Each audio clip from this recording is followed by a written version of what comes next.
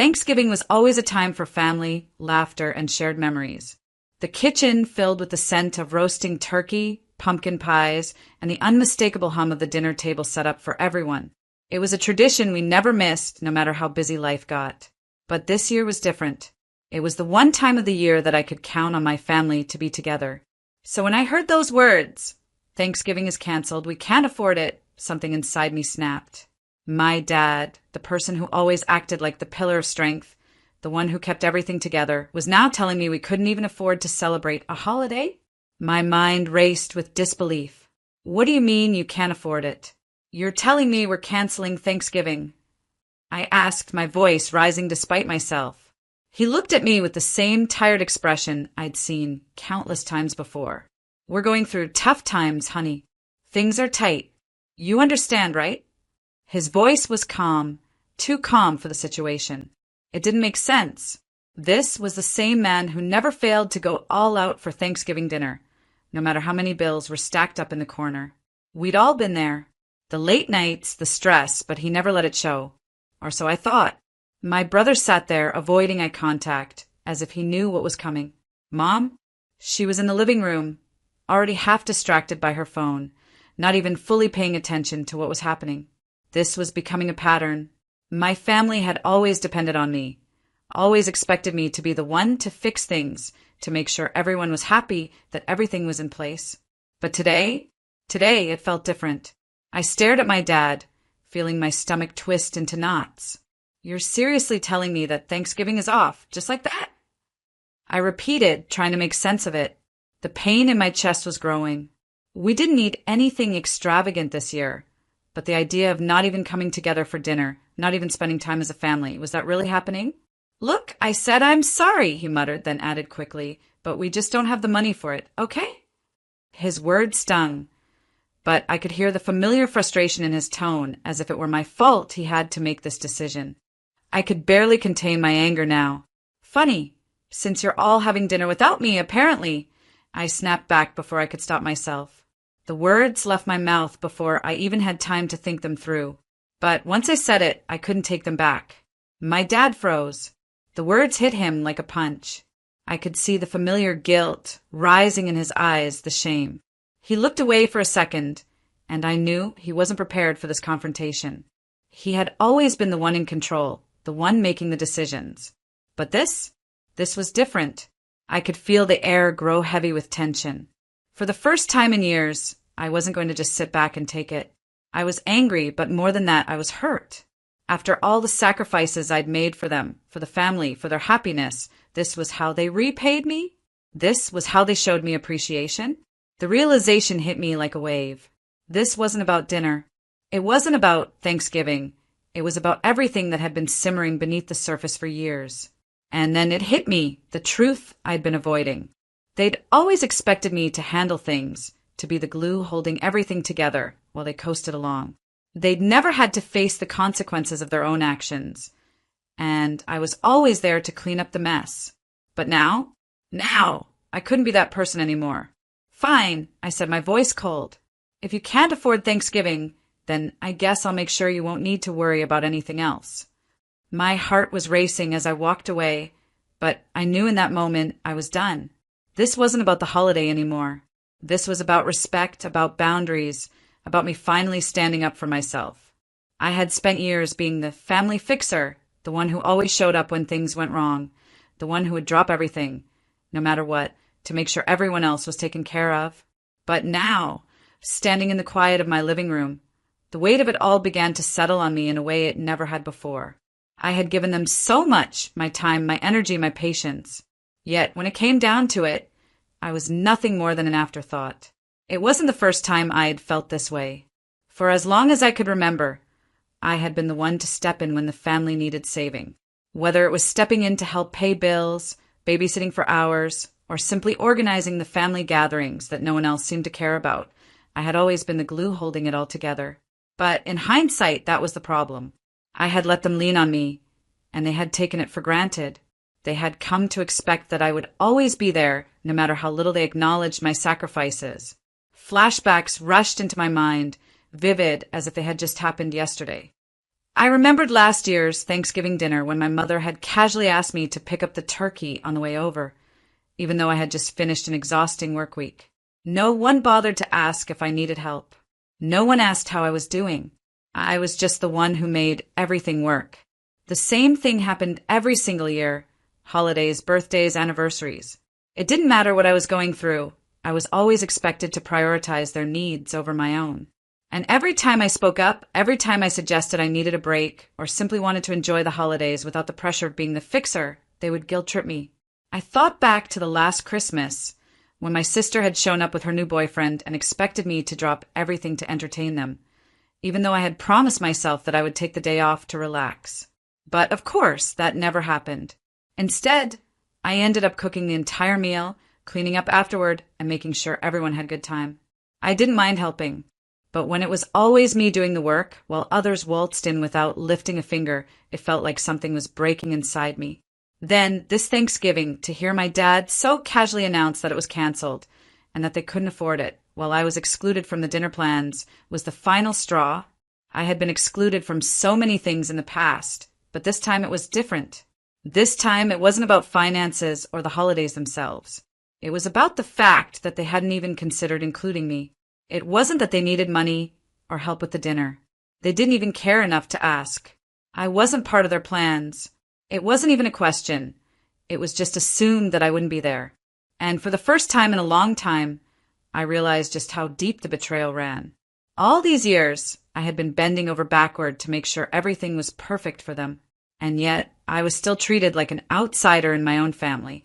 They didn't see how much I had sacrificed, how much I had put aside for their sake. My needs, my feelings, none of that had ever mattered. I had been expected to quietly endure, always putting them first, never daring to ask for anything in return. As I sat there, the weight of the decision I had made began to sink in. I had cut them off, really cut them off. And for the first time, I didn't feel guilty about it. I realized that I was done being the family fixer. I was done being the one who held everything together while they carried on as if nothing was wrong. It was time for me to prioritize myself for once. But the more I thought about it, the more I felt a deep sense of loss, a sense of finality. Thanksgiving wasn't just about the meal. It was about the family coming together. It was about love, tradition, and connection. But now it felt like that connection had been ripped away from me.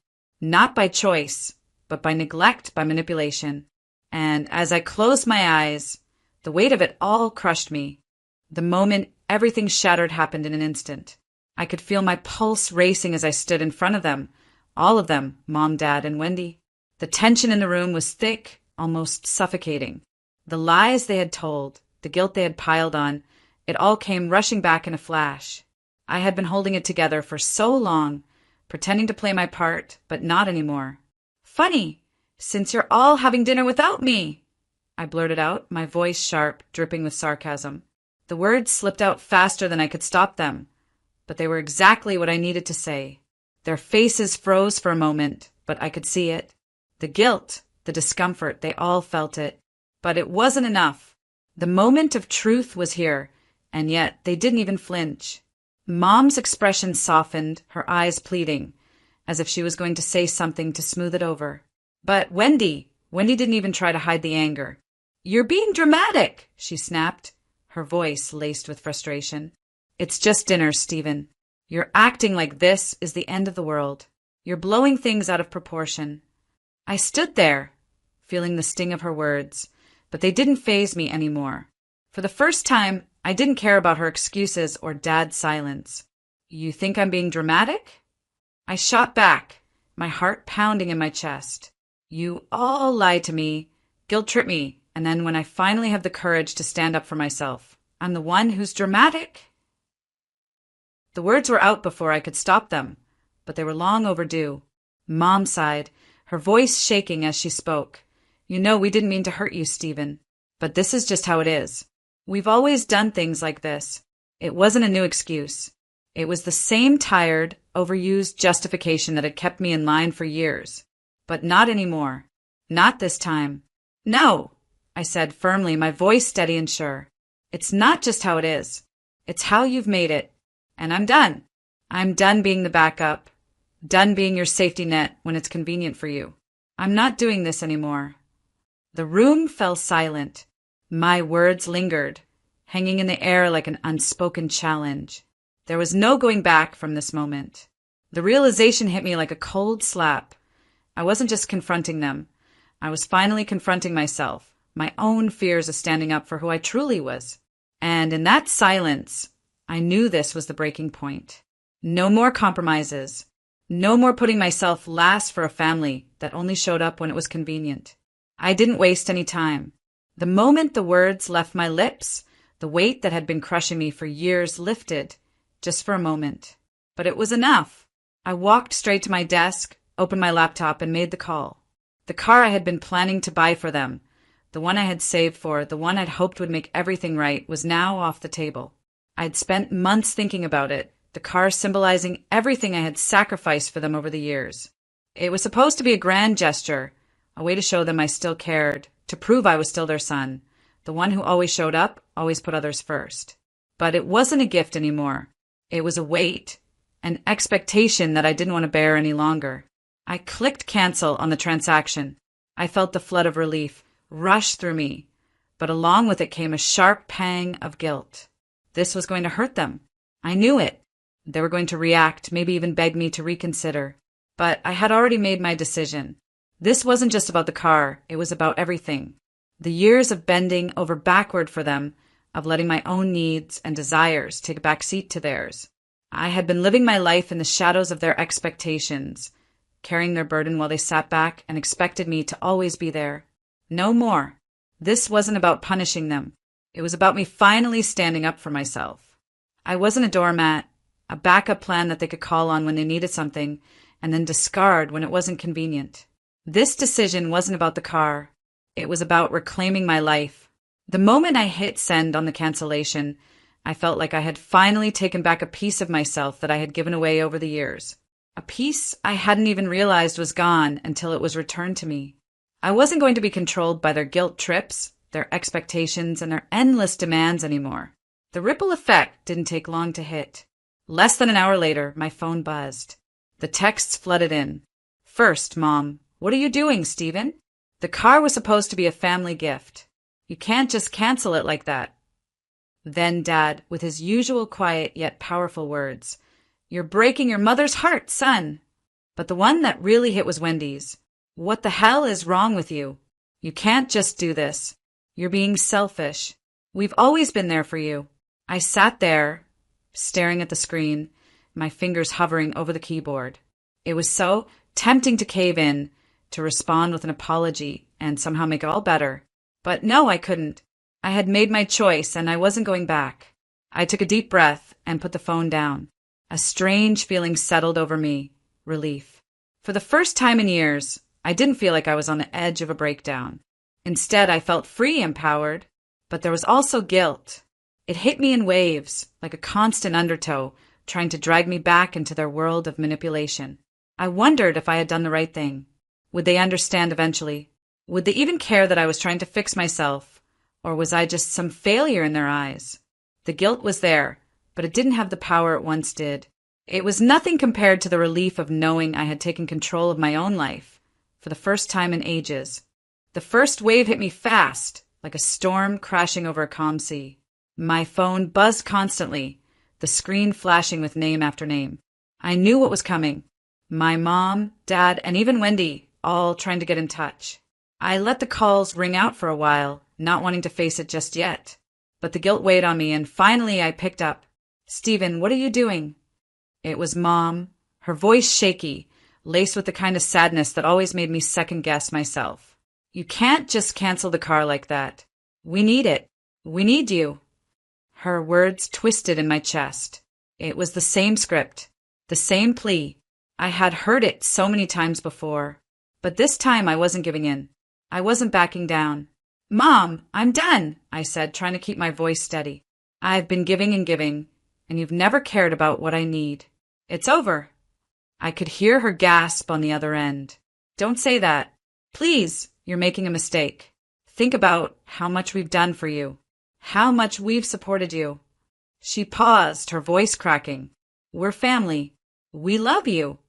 The guilt trip had begun, but I was prepared. I had heard it all before, the guilt-laden emotional appeals meant to reel me back in. It was their final card, the one they always played when things were about to fall apart. Mom, I've thought about it. I've thought about everything, and this isn't just about the car. It's about how you've treated me all these years. I'm done being the one who sacrifices while you all take without ever giving anything back. The phone was quiet for a moment, and then I heard her voice again, softer this time, more pleading. You're making a mistake, Stephen. Please don't cut us off. We're your family. You don't understand how much you're hurting us. I shut my eyes, fighting the pull of that familiar guilt, the one that always made me second-guess myself. But I stood firm. I understand more than you think. I'm not your punching bag anymore. This is what's best for me. I'm sorry. I hung up before she could respond. But it wasn't just Mom. Within minutes, Dad called, then Wendy, each of them with the same script. Don't be like this, Stephen. We need you, Dad said, his voice calm, but with an undercurrent of desperation. And Wendy, you're being selfish. We've always been there for you, and now you're just abandoning us. The words stung, even though I knew they were manipulative. They were trying to make me feel bad. They wanted me to bend, to apologize, to go back to the way things were. But I knew I couldn't. Yet, as I sat there, staring at my phone, a nagging feeling crept in. Was I being too harsh? Could I have handled this better? What if this was too extreme? What if I was pushing them away for good? The thought made my chest tighten. I began to doubt myself, wondering if maybe I could have been more patient, maybe tried to work things out without pulling away so drastically. The guilt crept in again, quiet and insistent, telling me I might have overreacted. But then I remembered the years of sacrifice, the constant disappointment, and the never-ending manipulation. I couldn't keep living that way. They had to understand that. This was about standing up for myself, even if it meant sacrificing the comfort of the familiar guilt trips. Still, the question lingered. Had I done the right thing? Would this really make them understand, or would I just be alone in the end? I didn't know the answer yet, but I had made my choice and I wasn't turning back. The calls kept coming, each one more desperate than the last. I let them ring out, giving myself time to breathe before answering. But eventually I couldn't avoid it anymore. This time it was Dad. Stephen, son, please, his voice cracked through the phone, so raw and full of emotion that for a split second I almost wavered. You're making a mistake. We really need you here. Your mother, she's worried. And with my health problems, I don't know how much longer I can manage without you. I knew what he was doing. He'd used his health before, like a weapon, to make me feel guilty. But hearing it again, hearing the familiar tone of desperation, brought the old feelings rushing back. It was like I could see all the times I'd dropped everything to rush over, the countless hours I'd spent trying to keep everything together for them. The thought of him in pain, of Mom being worried, pulled at me. It was all too familiar. I took a deep breath before speaking, trying to keep my voice steady. Dad, I'm sorry, but this isn't about your health. It's about how you and Mom have treated me my whole life. I've always been there for you, but it's never been enough. And now you want me to keep sacrificing for you? I can't do that anymore. There was a long pause on the other end of the line, and then Dad's voice became softer, almost pleading. Son, please, I'm not asking for much. Just come home. For us. I don't know what I'll do if I lose you. Don't leave us like this. I felt a pang in my chest. It hit me harder than I expected. The weight of everything, the guilt, the love, the hurt, felt like it was closing in on me. But I couldn't go back. Not now. Not after everything I'd been through. I had to keep standing my ground. I can't, Dad. I just can't. Before he could respond, I ended the call. I didn't want to hear any more of the same empty promises. I knew the game by now. It was always the same. I would give, they would take, and nothing would change. But the calls didn't stop. They were relentless. The next few days were a blur of messages and voicemails, all begging me to come back, to fix things, to put everything behind us and move on like we always had. Wendy called too, with her usual mix of guilt and charm. You can't just walk away from family like this, she said, sounding like she was on the verge of tears. We've always been there for you. Don't you remember everything we've done together? You owe us this. It was the same line, the same manipulation. But now it didn't faze me. "Wendy, I've done enough," I told her, my voice firm. "I've given and given, and I've been treated like a doormat. You want me to come back, but nothing will change. I'm not doing this anymore. Not unless things change." The desperation in her voice was palpable. "Please, Stephen. We're family. We need you. Your dad needs you. We'll fix everything. We promise. Just come home." It wasn't the first time I'd heard those promises, and I knew it wouldn't be the last. But the promises were empty. I could see right through them. They were just words, meant to manipulate me into returning to my old role. The fixer, the one who always cleaned up the mess. But I wasn't that person anymore. Not for them. Not for anyone. I blocked their numbers after that. I knew it was harsh, but I couldn't keep getting sucked back into their web. I had to protect myself. The calls stopped coming, but the guilt lingered. The quiet moments when I'd question whether I was being too harsh, whether I was overreacting. But deep down, I knew I had made the right decision. The family had to learn to stand on their own for once. The moment I ended the call with Wendy, something inside me shifted. It was as though a heavy burden that I didn't even realize I was carrying had finally been lifted from my shoulders. In the past, I would have panicked. I would have agonized over every word, every action. I would have second-guessed myself until I couldn't breathe. But this time, I didn't feel the usual guilt creeping in. I didn't feel the tug of obligation, the nagging sense that I was somehow betraying my family. I had always thought that family was everything, that loyalty and sacrifice were the ultimate signs of love. I had believed for so long that my role in the family was to be the fixer, the one who picked up the pieces, who dealt with the mess, who bore the weight of everyone else's problems. But as I stood there, alone in my apartment, I realized that I had been a martyr to a system that took and took without ever giving anything back. This wasn't just about the car, or the holidays, or even the years of feeling like I was the only one who cared. It was about something much deeper.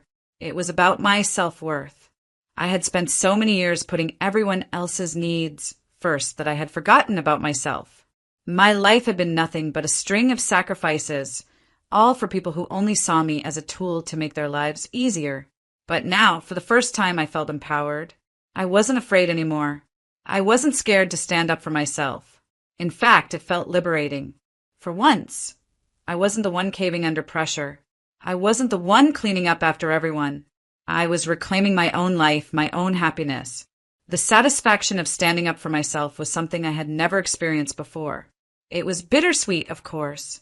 I couldn't deny that a part of me still longed for the family I had tried so hard to hold together. There were moments, fleeting, painful moments, when I wished things had turned out differently. But those moments were getting fewer and fewer. The more I let go, the more I saw the freedom in it. Family doesn't always mean blood. It doesn't always mean that you have to endure everything, sacrifice everything, for people who are willing to discard you when it's convenient for them. The love I had been giving, the loyalty I had been offering was a one-way street. I had allowed myself to be used for so long that I had lost sight of what healthy love and boundaries looked like. I had learned that the most loving thing I could do for myself and for them was to let go. It wasn't easy and it didn't feel good at first, but it was the right thing, and that was something I needed to come to terms with. In the days that followed, I began to reflect on the journey I had been on. I wasn't the person I had been a few months ago, the anxious, guilt-ridden man who had believed he had to keep fixing everything. I was stronger now. I had drawn a line in the sand, and I had stood firm on it. I wasn't the family doormat anymore. I was someone who could prioritize themselves, and that was the most important transformation of all. As the weeks passed, the calls kept coming. The voicemails piled up, each one filled with varying degrees of desperation, guilt, and frustration. At first, I felt a twinge of something, regret perhaps or fear. But then each time I listened to their voices, I realized something that had been staring me in the face all along. They weren't just trying to make things right. They were trying to manipulate me to get me back into the role I had so willingly played for all those years. I stayed firm. I ignored their messages. I didn't return the calls. For the first time in my life, I had taken control. I had said no, and that no had become my shield. There was no turning back now. My decision had been made, and there was no reason to question it. As the days turned into weeks, I began to feel something I hadn't felt in a long time: peace. It wasn't immediate, of course. At first, it was a strange, unfamiliar kind of calm, like stepping into a new world where I was no longer bound by the weight of other people's expectations. But little by little, I began to see the fruits of my decision. I found new friends, people who didn't see me as a fixer or a problem solver. They just saw me, the real me. They didn't need me to sacrifice my happiness for them. Instead, we laughed, we shared experiences, and most importantly, they respected my boundaries. I also pursued things I had always put off. I started painting again, something I loved as a child but had abandoned in the chaos of family drama. I took up cooking classes, something I had always wanted to do but never had the time for. I traveled, exploring new places and meeting new people. But the most important change wasn't in what I was doing, but in how I felt about it. I had found a sense of freedom I never thought possible. Meanwhile, the family's attempts grew more desperate. They tried calling again, sending messages, and even showing up at my apartment unannounced. But by now, I was different. I no longer felt the urge to answer the phone or explain myself. It had become clear to me that the only thing they wanted was to put me back in my place, to restore the dynamic that had kept me as their emotional punching bag. And then one final message came through. It was my father, and this time there was no manipulation in his tone, no guilt-tripping, just regret. "I'm sorry, son," he said. "We were wrong. I was wrong. I didn't realize what I had until it was too late. I hope you can forgive us." But by the time I heard those words, it didn't matter anymore. I had already moved on. The person I had become, the life I had built, was far more valuable than any apology they could offer. I had learned the most important lesson of all. Love, especially family love, should never come with strings attached. I had set myself free, and in doing so, I had created a new life, one that was mine to live on my terms. Sometimes cutting off the toxic people in your life isn't just necessary, it's empowering. And for the first time, I truly understood that.